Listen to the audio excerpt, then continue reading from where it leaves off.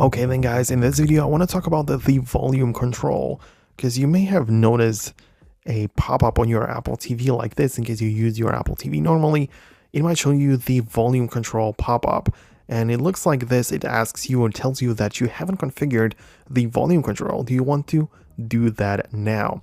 Now at first, let me tell you what that is.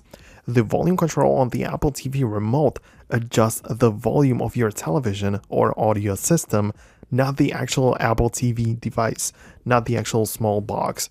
It uses and sends infrared signals to control the volume on the paired device, because as you know, the remote is actually equipped with the infrared light, just like a regular remote. So you can also use the Apple TV remote to control the volume of your actual TV speakers.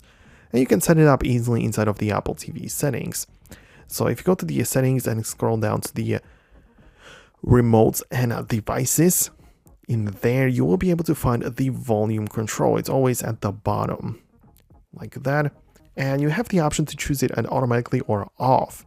But you might also just go through the process of learning new device, which is how you can actually set it up.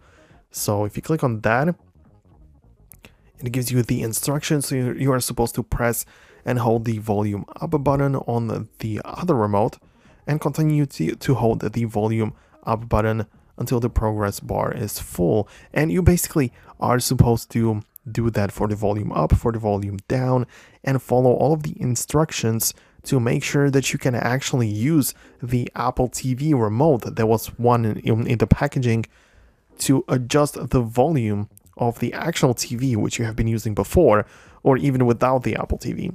So that's how it works. This is how you can set it up, and I just really wanted to explain to you what it does, because I got some questions of people wondering what it really is, what is the volume control of the Apple TV remote and whatnot. So hope you found this video explanatory and hope you found it useful, because yeah, of course you have to go through the steps on your own. You have to just follow the instructions on the screen, but I just wanted to explain to you what it does and how it works.